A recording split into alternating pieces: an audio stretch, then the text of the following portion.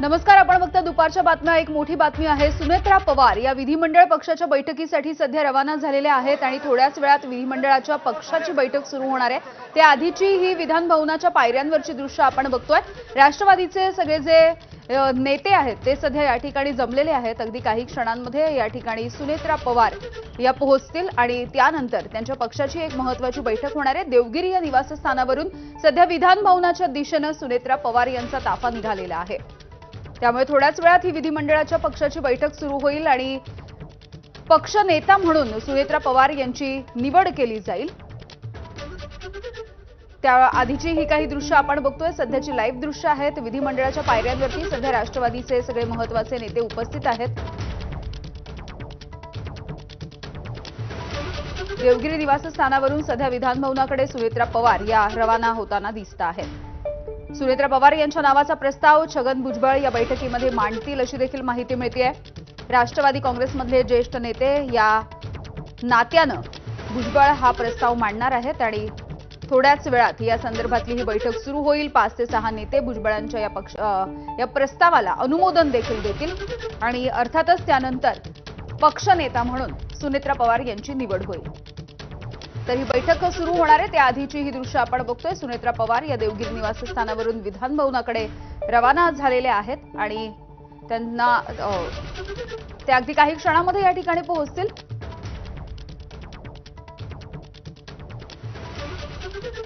सध्या राष्ट्रवादीमधले सगळे महत्त्वाचे नेते या ठिकाणी उपस्थित आहेत. उपमुख्यमंत्री अजित पवार यांचं निधन झालंय आणि त्यानंतर आता पहिल्या महिला उपमुख्यमंत्री म्हणून सुनेत्रा पवार या आज संध्याकाळी शपथही घेणार आहेत. त्याआधीच्या या काही घडामोडी आपण जाणून घेतो आहोत. राजू सोनावणे आमचे प्रतिनिधी आहेत आपल्यासोबत. राजू, आपण बघतोय की थोड्याच वेळात ही विधिमंडळाच्या पक्षाची बैठक सुरू होईल आणि सुनेत्रा पवार या ठिकाणी पोहोचतील. मात्र हे सगळे जे नेते आहेत महत्त्वाचे राष्ट्रवादी काँग्रेसचे ते सध्या या पायऱ्यांवरती उपस्थित आहेत.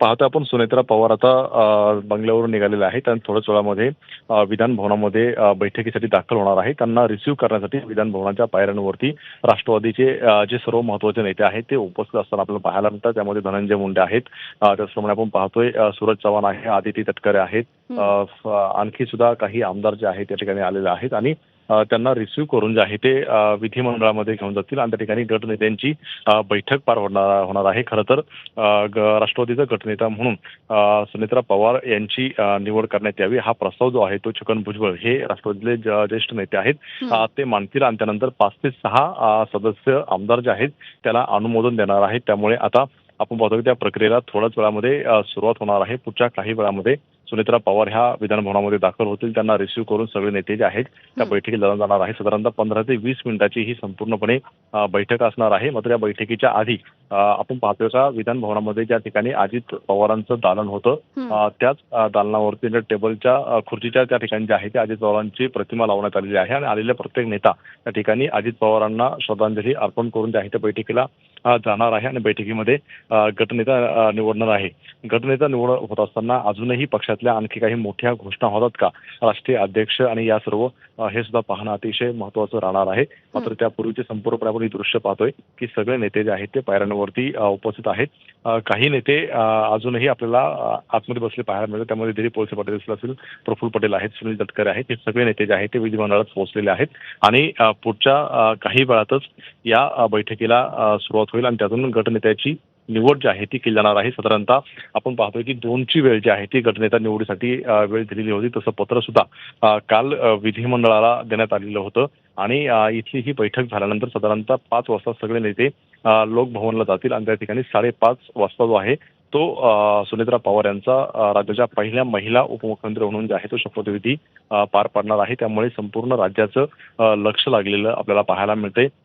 बरेचसे नेते जे आहेत ते विधिमंडळात पोहोचलेले आहेत आणि आणखी काही नेते जे आहेत ते येताना आपल्याला पाहायला मिळतात. अमोल मिटकरी आता विधान भवनामध्ये दाखल झालेले आहेत. त्याच्या आधी सुद्धा अनेक मोठे नेते जे आहेत ते उपस्थित असलेलं पाहायला मिळते. तर गेल्या अनेक दिवसांपासूनची चर्चा होती की दोन्ही राष्ट्रवादी जे आहे ते एकत्र येणार असल्याची चर्चा सुरू होती.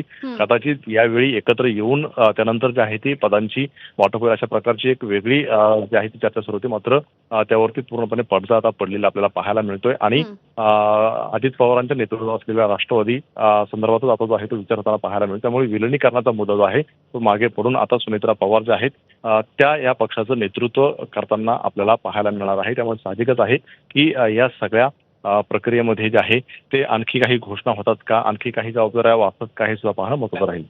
अगदी राजू, आपण बघितलेलं होतं की हे सगळे जे राष्ट्रवादीचे नेते आहेत ते या ठिकाणी पोहोचलेले आहेत. मात्र आज ज्या पद्धतीच्या घडामोडी घडतायत त्या घडामोडींचा वेग एकीकडे जास्त आहे, मात्र अर्थातच या सगळ्याला एक वेगळी दुःखाची किनार देखील आहे. अनेक वेळेला आपण बघितलेलं होतं, म्हणजे अगदी ज्या वेळेला अजित पवार यांचं निधन झालं तिथपासून अगदी 10 मिनिटापूर्वीपर्यंत जे नेते या ठिकाणी उपस्थित आहेत प्रत्येकाचे डोळे या ठिकाणी पाणावलेलेच बघायला मिळाले.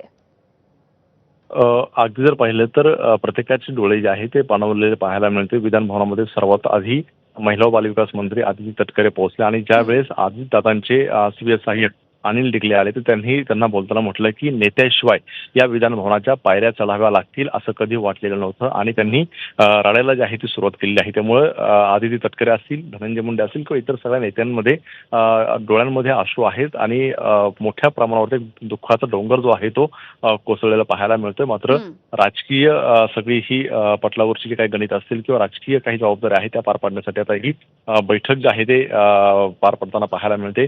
एकीकडे राज्यभरामध्ये अजितदादांना श्रद्धांजलीचे कार्यक्रम होताना पाहायला मिळतात, मात्र दुसरीकडे जे आहे ते आपण पाहतोय की राजकीय काही घडामोडी सुद्धा घडताना पाहायला मिळतात. मात्र हे सगळं घडत असताना सगळे राष्ट्रवादीचे नेते जे आहे त्या मोठ्या दुःखद अंतःकरणाने जे आहे ते आपल्याला प्रतिक्रिया सुद्धा देताना पाहायला मिळतात. अगदी नेतेच नाही तर अजितदादांच्या सोबतचा जो स्टाफ असेल किंवा त्यांच्या सोबतचे काही त्यांचे अधिकारी असतील त्यांचे सुद्धा डोळे जे आहे ते पाणावलेले आपल्याला पाहायला मिळतात. त्यामुळे संपूर्ण राष्ट्रवादी परिवार असेल यामध्ये एक मोठा दुःखाचा डोंगर आहे आणि त्यातून जे आहे ते आता ही संपूर्णपणे गटनेत्याची बैठक पार पडताना पाहायला मिळते. आता पुढच्या काही वेळामध्ये सुनेत्रा पवार जे आहेत ते या विधान भवनामध्ये दाखल होतील. खरं तर आपण पाहतोय की सुनेत्रा पवार यांचा फार कमी संपर्क जो आहे तो विधिमंडळात राहिलेला आपल्याला पाहायला मिळतोय. त्यामुळे आता सुनेत्रा पवार जे आहे त्यांना घेण्यासाठी सगळे नेते या ठिकाणी उपस्थित असलेले पाहायला मिळतात. आमदार संग्राम जगताप सुद्धा या ठिकाणी पोहोचलेले आपल्याला पाहायला मिळतात. त्यामुळे सगळ्या आमदारांना मुंबईमध्ये विधान भवनामध्ये बोलवलेलं आहे. गटनेत्यांची बैठक होईल आणि एक मताने जे आहे सुनेत्रा पवार यांची गटनेतेपदी जी आहे ती निवड केली जाणार आहे. त्यामुळे पुढच्या 5 ते 10 मिनिटांमध्ये हे संपूर्णपणे चित्र स्पष्ट होईल. अगदी राजू, काही क्षणांसाठी तुम्हाला थांबवते, असे सोबत राहा. सूरज सावंत आमचे प्रतिनिधी आपल्याला याविषयीचे अपडेट्स देत आहेत. सूरज, आपण ही 2 दृश्य दाखवतोय. सुनेत्रा पवार या अगदी थोड्याच वेळात विधिमंडळामध्ये पोहोचतील आणि सुनेत्रा पवार यांची प्रतीक्षा करतायत इथे पायऱ्यांवर येऊन सगळे आमदार. नक्कीच यामिनी, आज सकाळपासूनच खरं तर घडामोडींना वेग आलेला आहे. सुनेत्रा पवार यांना गटनेतेपदी निवड करण्यासंदर्भातल्या सूचना या पक्षाच्या राष्ट्रीय कार्यकारिणीत घेण्यात आल्याचं सांगण्यात आलेलं होतं. स्वतः छगन भुजबळ यांनी देखील त्या संदर्भातली कल्पना आपल्याला सकाळीच दिली होती आणि त्यानंतर राष्ट्रवादीचे सगळेच आमदार हे आपण पाहतोय तर विधान भवनात येताना पाहायला मिळत आहेत.